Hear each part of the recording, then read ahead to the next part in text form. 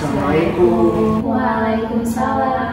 Ya, ada apa Ibu, Bapak? Ada yang bisa kami bantu? Jadi begini Ses, istri saya ini sering mengalami mual dan muntah. Dia tidak bisa makan minum dengan baik. Kehamilan Ibu sudah memasuki usia berapa? Jadi begitu ya Bu.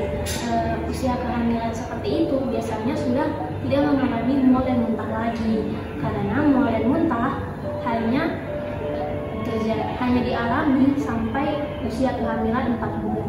Apakah keadaan ini berbahaya untuk anak kami? Jadi dari penjelasan Bapak tadi, istri Bapak itu mengalami hiperemesis gravidarum atau mual muntah berlebih saat hamil. Jadi kondisi ini dapat mempengaruhi kesehatan ibu dan janin. Penyebabnya apa ya Sus? Untuk penyebabnya belum diketahui pasti Bu, tapi ada beberapa faktor yang berpengaruh seperti hormon, genetik, psikologis, dan infeksi. Kalau boleh tahu biasanya ibu itu sering mual muntah itu karena mencium aroma apa? Biasanya mencium aroma parfum, terutama aroma parfum sunshine. Jadi begitu ya. Jadi nanti kita akan menjelaskan cara untuk mengurangi mual muntah yang Ibu rasakan dengan cara penggunaan aromaterapi. Aromaterapi seperti apa ya Sus? Jadi Bu, ada beberapa jenis aromaterapi seperti aromaterapi lavender, lemon, peppermint, dan ginger oil. Aromaterapi seperti apa yang efektif untuk saya gunakan? Terus manfaatnya apa ya kira-kira ya Sus? Jadi Bu, Bapak, saya akan jelaskan dulu manfaatnya ya. Pertama, aromaterapi lavender, salah satu kandungannya itu yakni linalol. Linalol ini memiliki sifat penenang yang sering dimanfaatkan dalam aromaterapi dan dapat meningkatkan kenyamanan, terutama bagi ibu yang mengalami mual dan muntah. Yang kedua itu ada aromaterapi lemon, di mana aromaterapi lemon ini berasal dari ekstraksi jeruk lemon dan dianggap aman untuk selama kehamilan dan persalinan. Minyak esensial lemon ini mengandung komponen utama limonen, memiliki efek sebagai antidepresi, antiseptik, dan untuk pengobatan penenang ringan. Nah Bu, yang ketiga itu aromaterapi peppermint. Lalu, aromaterapi peppermint memiliki manfaat untuk mengurangi rasa mual dan muntah pada ibu hamil berkat tingginya kandungan mentol. Peppermint juga mengandung aromaterapi dan minyak esensial yang memiliki efek sebagai pengobatan tambahan.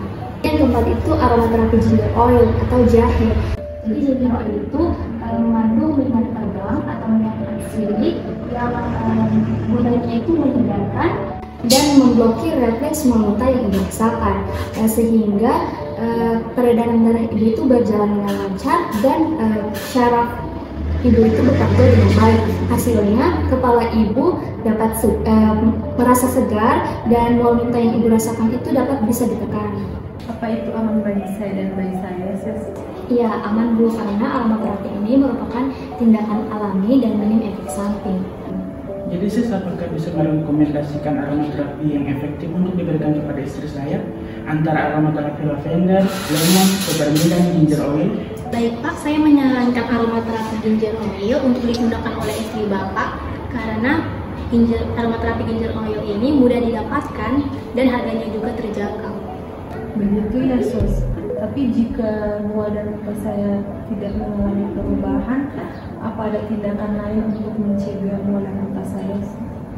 Jadi cara lain selain penggunaan aromaterapi itu, ibu bisa melakukan perubahan pola makan sehari-hari dengan cara makan yang dengan porsi sedikit tetapi sering, menghindari makanan berminyak, dan menghindari bau atau aroma yang mengganggu. Itu ya Sus. Terima kasih Sus, kalau begitu saya dan istri saya pamit terlebih dahulu. Iya, sama-sama. Terima kasih. Teman-teman, beberapa ibu hamil memiliki masalah selama masa kehamilannya. Salah satunya yaitu hiperemesis gravidarum. Apa sih hiperemesis gravidarum itu? Hiperemesis gravidarum merupakan komplikasi kehamilan yang ditandai dengan mual dan muntah secara terus-menerus yang menyebabkan penurunan berat badan lebih dari 5% dari berat badan sebelum hamil. Kondisi ini disebabkan ketidakstabilan hormon HCG atau Human Chorionic Gonadotropin. Hormon HCG diproduksi oleh plasenta untuk menunjang kehamilan. Hormon ini mempengaruhi ibu merasa mual, sehingga ketika hormon HCG naik, maka keinginan untuk muntah pun bertambah. Tanda dan gejala hiperemesis gravidarum pada tingkat 1 itu muntah terus-menerus, ibu merasa lemah, nafsu makan tidak ada, berat badan menurun, merasa nyeri pada epigastrium. Dan pada tingkat 2, lemah dan apatis, nadi kecil dan cepat, turun kulit lebih menurun, suhu kadang naik dan mata sedikit terus.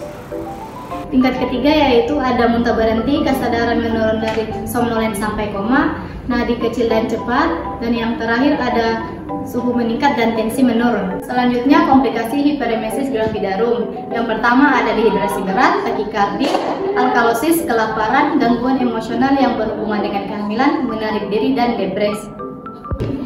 Baik, tindakan preventif hiperemesis gravidarum ada 3. Yang pertama, menghindari kekurangan karbohidrat dan dianjurkan makanan yang banyak mengandung gula. Yang kedua, menganjurkan mengubah makan sehari-hari dengan makanan yang dalam jumlah kecil tetapi sering. Yang ketiga, makanan yang berminyak dan berbau lemak sebaiknya dihindarkan. Tindakan promotif hiperemesis gravidarum ada tindakan farmakologis, yaitu pemberian cairan pengganti obat-obatan seperti disiklomin hidroklorid, lalu terapi farmakologi seperti terapi psikologi, yaitu meyakinkan pasien bahwa penyakitnya bisa sembuh dan mengurangi masalah yang dipikirkan. Lalu ada diet, ada 3 macam diet. Diet hiperemesis 1 untuk pasien dengan gejala hiperemesis berat. Makanan yang diberikan seperti roti kering dan juga singkong bakar atau rebus. Diet hiperemesis 2 ada untuk pasien dengan gejala mual dan muntah yang sudah berkurang. Makanan yang diberikan seperti makanan yang bernilai gizi tinggi, seperti sayuran dan kacang-kacangan. Diet hiperemesis 3 diberikan pada pasien dengan gejala hiperemesis ringan. Makanan yang diberikan contohnya adalah daging rendah lemak, ikan dan telur.